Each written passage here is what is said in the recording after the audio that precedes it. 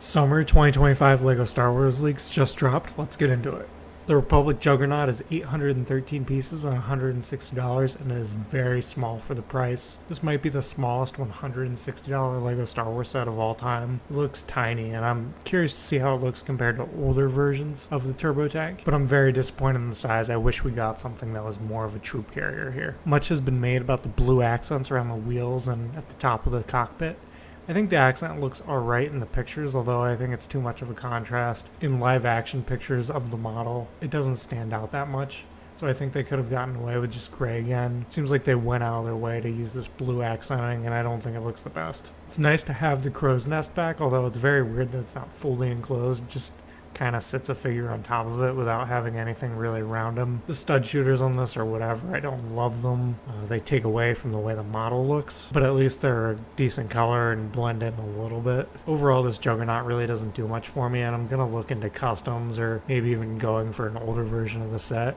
For $160, I don't even want to entertain this, to be honest. The model itself is very disappointing. As for the minifigs in the set, they are good. I wouldn't say they are great. There are a few things keeping them from being great, including lack of commas. I just think that if they're going to include hyper-realistic details on clone trooper figures, they should get them right. Really, the commas are the biggest flaw, and all of these clone troopers have new molds for the helmets, which is great. The Commander Bakara mold looks very good, though the printing is a bit strange with the way the visor looks. The new style of clone trooper helmets just doesn't complement his helmet mold that well. And the battle droids feel like cheap throw-ins, to be honest. I would have rather had one more Galactic Marine or some other clone trooper fig to help fill out the lineup.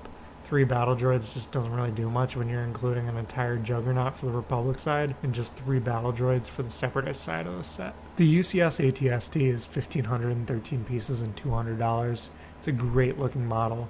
I love the angling of this, and I'm excited to build it to see how they got the nice details and angling of the head. And the head does look like it will have swivel features. The weapons on the side of the head look great, highly detailed, and a big upgrade over the previous version of the ATSD, which wasn't a slouch. The detailing on the back of the model looks incredible as well, and overall this is a great looking model.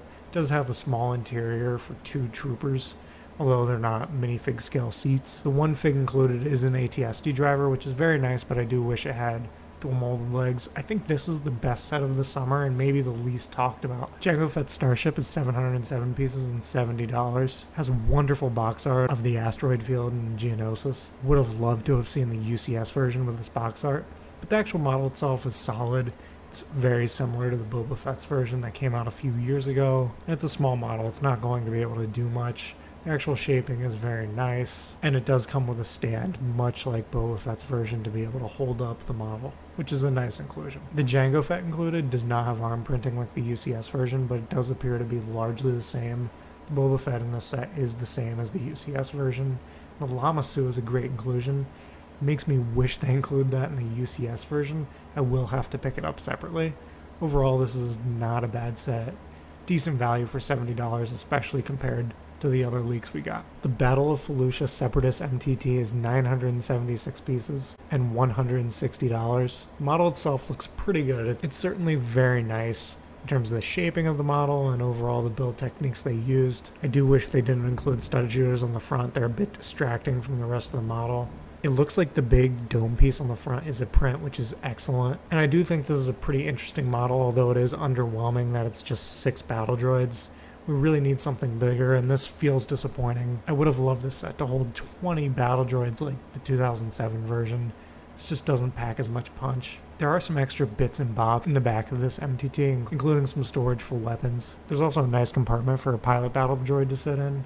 It looks to be the same one that came out in the May 4th promo last year. The other minifigs included are 3 Commando battle droids, which look very nice. It is very nice to have these back. It's been a while. Also included are 6 regular B1 battle droids, which of course fit on the rack in the MTG there, whatever. And the Commander Bly is solid, although there are some minor printing inaccuracies. His new pauldron plastic piece looks very good. It's nice that he's included in the set with Ayla Secura, who's basically a perfect fig, although she did get a bit of a downgrade. This is maybe the most hype set of the leaks, and it just doesn't really do it for me. It's another one of those sets like the Turbo Tank that I'll probably go and look for some kind of custom model or maybe get a previous version of the MTT. We also got a small leak of the 327th Battle Pack. It's rumored to be a whopping $45 and will include 4 327th Troopers and 3 Super Battle Droids. I have mixed feelings about the Dwarf Spider Droid. They changed up the dome design of the model. I'm curious to see in more pictures what it looks like. The ATRT is whatever, it's oversized, it doesn't look that great. All around this battle pack just feels underwhelming, though we still need to see more pictures of it. Another small leak we got is potentially from the Death Star. So that's rumored to be $1,000 and coming out in October. The leak looks like a Director Krennic torso. It's very exciting stuff. If he's included, it opens up to more Rogue One characters potentially. It'll be exciting to see what the mixture of characters in this Death Star model are like. How much are Episode 4, how much are Episode 6?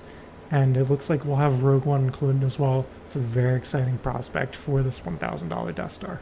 Finally is the Force Burner Snowspeeder, which will be 349 pieces and $55. It does look very good. It's a nice model. I said before when the leak initially came out that I really want a Hoth version of this. Just confirmed that with these pictures. It looks phenomenal. The new canopy piece is great. I need to see it in white. The speeder inclusions feel like a way to justify the price of $55. Otherwise, this feels like a $30 type set. The speeders aren't really that great. They don't do much for me. The minifigs are pretty interesting.